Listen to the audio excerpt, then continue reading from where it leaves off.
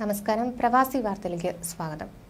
297 യാത്രക്കാരുമായി പാകിസ്ഥാനിലെ പെഷവാർ വിമാനത്താവളത്തിൽ ലാൻഡ് ചെയ്യുന്നതിനിടെ സൗദി എയർലൈൻസ് വിമാനത്തിന് തീപിടിച്ചതായി റിപ്പോർട്ട്.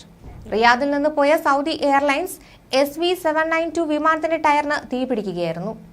ഇന്നലെ രാവിലെയായിരുന്നു സംഭവം. വിമാനത്താവളത്തിൽ ഇറങ്ങി റൺവേയിലൂടെ ഓടുന്നതിനിടെ വിമാനത്തിന്റെ ലാൻഡിംഗ് ഗിയറിൽ നിന്ന് തീയും പുകയും ഉയരുകയായിരുന്നു.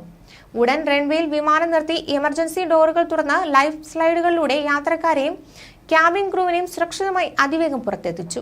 276 യാത്രക്കാരും 21 വിമാന ജീവനക്കാരുമാണ് ഉണ്ടായിരുന്നത്. എല്ലാവരും സുരക്ഷിതരാണെന്ന് സൗദി എയർലൈൻസ് അധികൃതർ അറിയിച്ചു.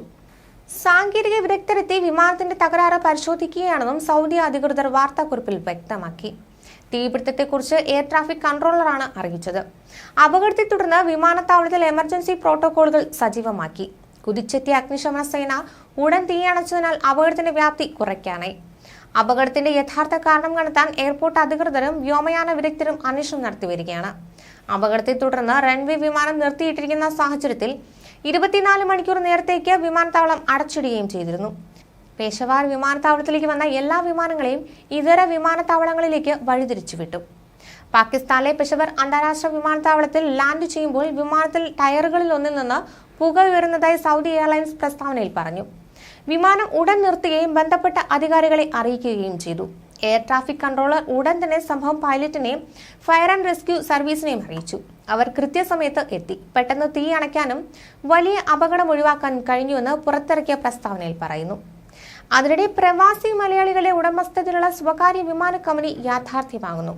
കേരളം ആസ്ഥാനമായുള്ള എയർ കേരള എന്ന വിമാന കമ്പനിക്ക് കേന്ദ്ര സിവിൽ വ്യോമയാന മന്ത്രാലയം പ്രവർത്തനാനുമതി നൽകി. ഒരു കൂട്ടം പ്രവാസി സംരംഭകരാണ് വിമാന കമ്പനിക്ക് പിന്നിൽ പ്രവർത്തിക്കുന്നത്. ദുബായ് ആസ്ഥാനമായ സെറ്റ് ഫ്ലൈ ഏവിയേഷൻ എന്ന കമ്പനിയാണ് ഈ പുതിയ സംരംഭത്തിന് നേതൃത്വം നൽകുന്നത്. 2025 പ്രവർത്തനം ആരംഭിക്കുന്ന ഒരുങ്ങിയാണ് കമ്പനി.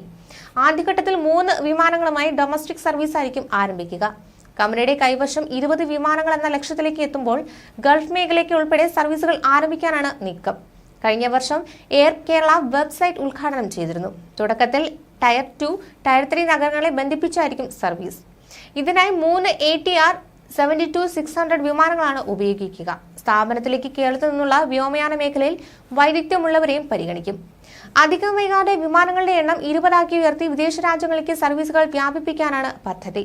കമ്പനി CEO ഉൾപ്പെടെ പ്രധാന തസ്തികകളിലേക്കുള്ളവരെ നിർദ്ദേശിച്ചു കഴിഞ്ഞു. ബന്ധപ്പെട്ട സ്ഥാപനങ്ങൾ ഉചിതമായ സമയത്ത് ഉണ്ടാകുമെന്ന് അധികൃതർ അറിയിച്ചു.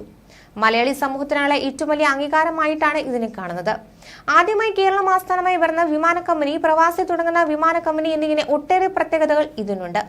എയർ കേരള എന്ന പേരിലാകും കമ്പനി സർവീസുകൾ നടത്തുക.